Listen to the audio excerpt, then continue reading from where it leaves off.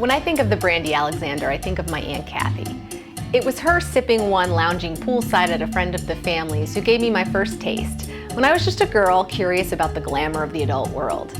Aunt Kathy always respected the intelligence and curiosity of children, and so I dedicate this piece about the Brandy Alexander to her. Made with brandy, dark creme de cacao, and cream, it has a sweet but sophisticated, decadent charm to it. Since it is a stronger cocktail though, I like to use equal parts of all three ingredients. So we start with about an ounce of the brandy, which I'm using Courvoisier Cognac. Just about an ounce. This was a favorite cocktail of John Lennon, who liked to call it his milkshake.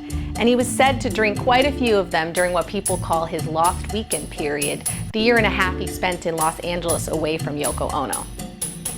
The second ingredient, of course, is our creme de cacao, and again, just about an ounce. You can always adjust to taste, of course, though. I think it's better to start off a little smaller. This cocktail also has a connection to my roots in the heart of anthracite coal country in northeastern PA.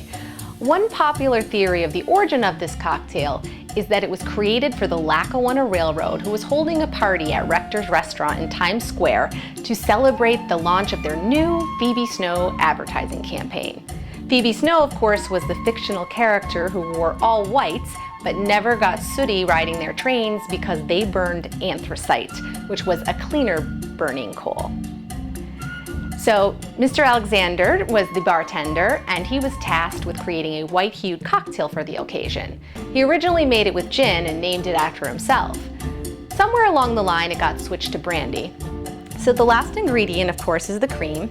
I like to use heavy cream because I think life is short, but you can also use light cream or half and half if you prefer. This cocktail has been mentioned many times in literature, film, and television. Just to mention a few, Peggy Olson orders one in episode 11 of season 1 on Mad Men when she's on a date. It's also mentioned in Evelyn Waugh's classic British novel about a wealthy family, Brideshead Revisited. One character, Anthony, was said to order 4 at a time, line them up on the bar, and gulp them down. It plays a sadder role in 2 classics about marital strife and alcoholism.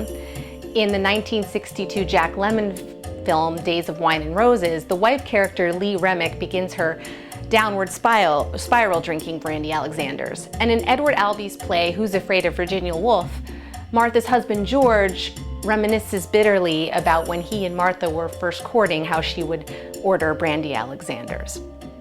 The final step, of course, is to just put all the ingredients in your shaker of ice and give it a good shake. And you just simply pour into your glass. The typical garnish for the Brandy Alexander is nutmeg. And then sip, hopefully poolside with your favorite book. Cheers.